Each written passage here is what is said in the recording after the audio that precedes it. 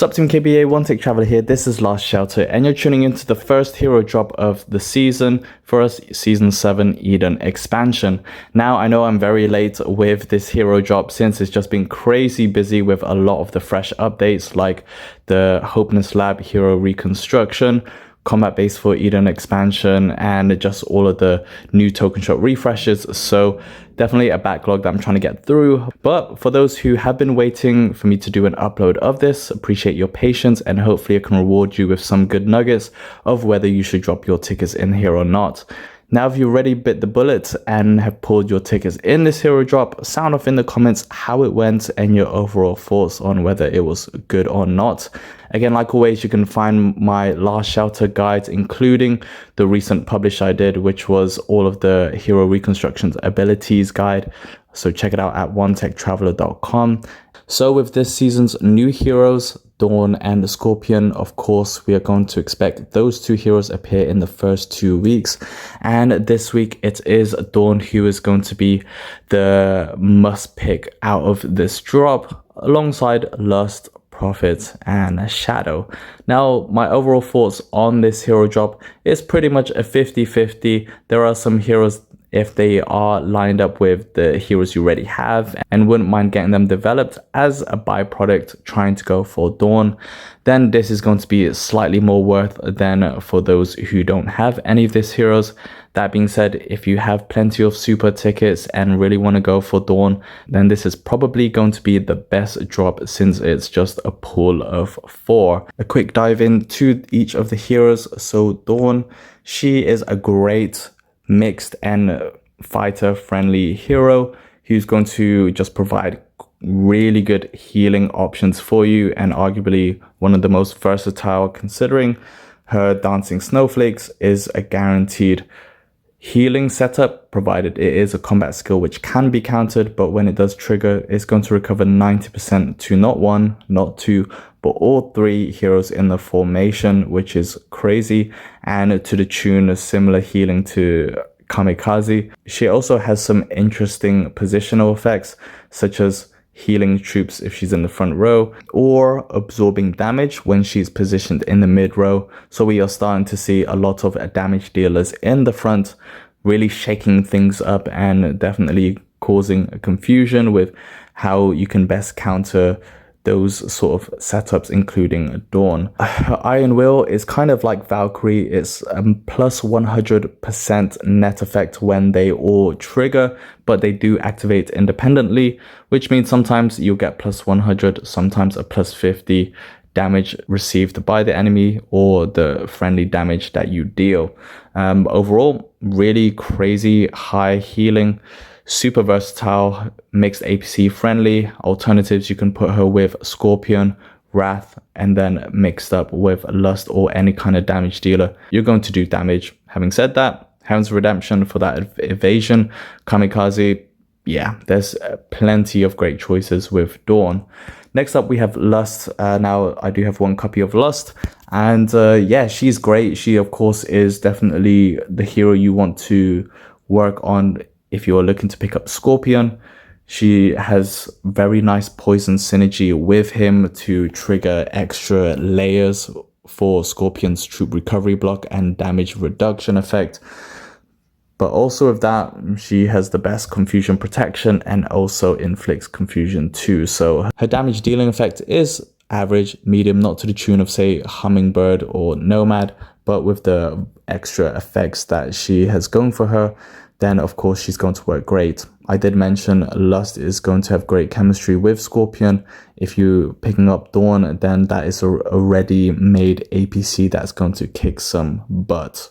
So that is Lust. She's going to be a nice alternative if you aren't able to pick up a Scorpion or don't have Wrath. She is also fighter friendly, so you can place her with Dawn and her troop recovery block, provided that it does mark the hero that does heal, and her chained like splash effect is going to be a nice amp up for both damage dealers and also protection against those high healing APCs. Her soul bombardment is also going to deal some damage with suppression, so she's very versatile to place anywhere from the front, middle, to back, considering she is a combat skill quite heavy, so you kind of want to place her more towards the back, and is of course can be countered, but she's going to be a solid addition within this hero drop.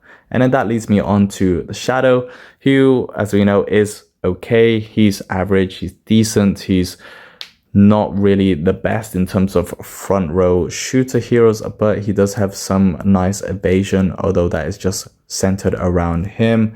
It does layer up, so kind of like with Wrath or with Scorpion, there is a layering system to this. For every hit that he takes, it's going to increase the probability of him being able to evade an attack. That resets also, while his Faith Guard is going to provide some kind of effect, whether that's troop recovery, reducing damage, or allowing enemies to take more damage. It is for 2 turns, which I do like, and this is a 33% chance to recover any of those, so it's a little bit of lottery to it. He's alright. I know a lot of people who have probably dipped into previous hero drops might already have him max, so that could be an increased risk factor. But if you have 3 out of the 4 that you're happy to develop, then I think this is going to be an amazing drop. Now, that being said, I did actually pull my tickets in this hero drop, trying to go for Dawn as I like her blanket healing, and I also have Lust. However, the odds were against me, and not with that many tickets, maybe 260-ish. I ended up with so-so copies. Here's how it went.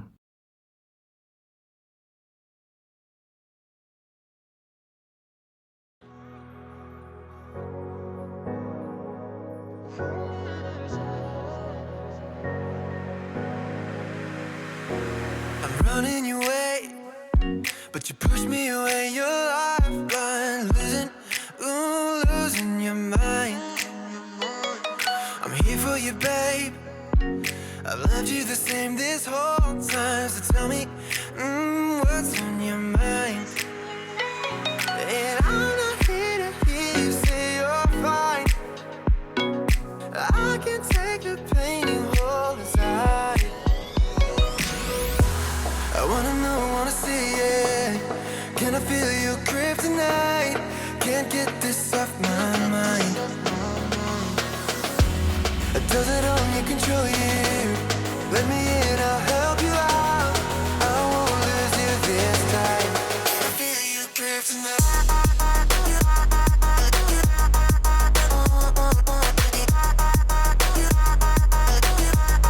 Can I feel it? Can I feel you?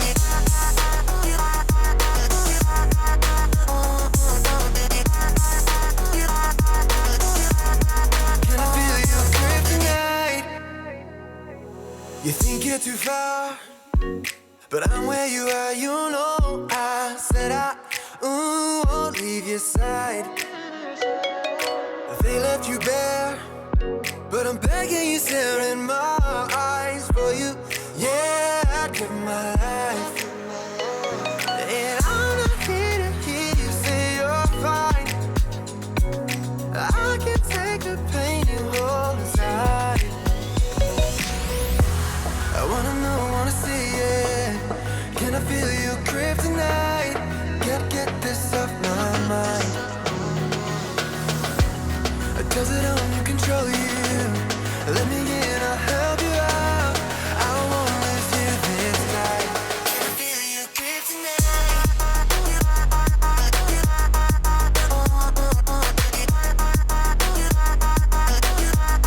Can I feel your kryptonite?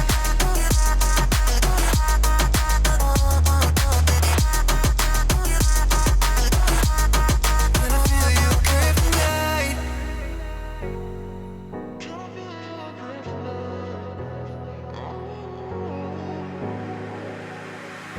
And I'm not here to hear you say you're fine.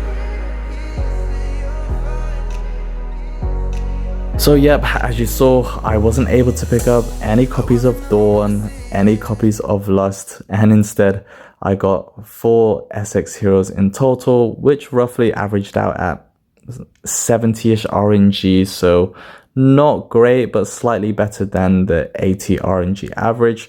And I got 2 copies of Prophet and 2 copies of Shadow. So sadly, that 50% draw of being great or bad sadly wasn't on the better side.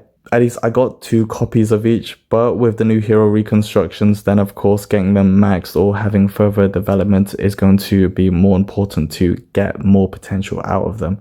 But hey, it is what it is, and that is Hero Drop 1 for Season 7. So thanks a lot for joining me, Team KBA. Again, you can find my hero recruitment tracker on my website for Season 7 at onetechtraveler.com.